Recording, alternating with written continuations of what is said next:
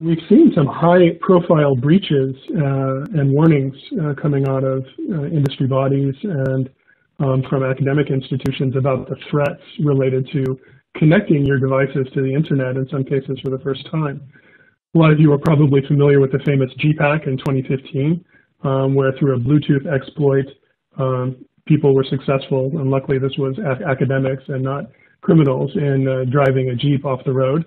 Mirai Botnet was another famous example of devices not having sufficient enough security in the device themselves to prevent a malicious firmware being uploaded and attacking popular websites around the world. And it still remains a problem today.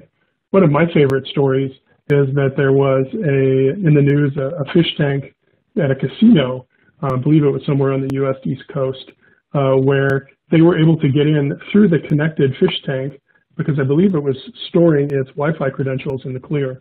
And as a result, they were able to get into the entire network of the casino. FBI issued a warning on connected toys in 2017. So you see the list goes on and on.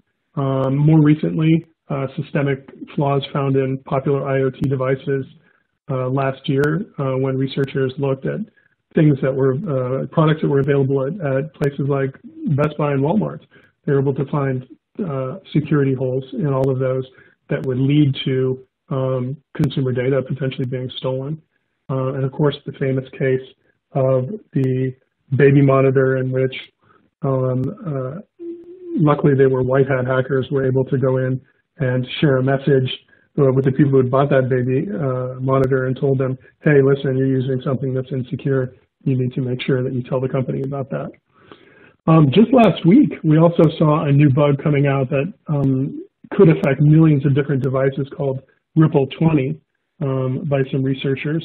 And that was a flaw in a TCP/IP stack that's been implemented by companies with very well-known names like Cisco, HP, Schneider Electric, etc., according to the article that we've reviewed, and shows that there were vulnerabilities in there that could allow a hacker to take over network using those flaws. And that's software that had been sold as a software stack to people putting together devices for decades already. And that's, of course, since been quickly updated and there are fixes available. But these are the kinds of breaches that we're seeing that can cause serious damage and harm to people being able to achieve their IoT objectives.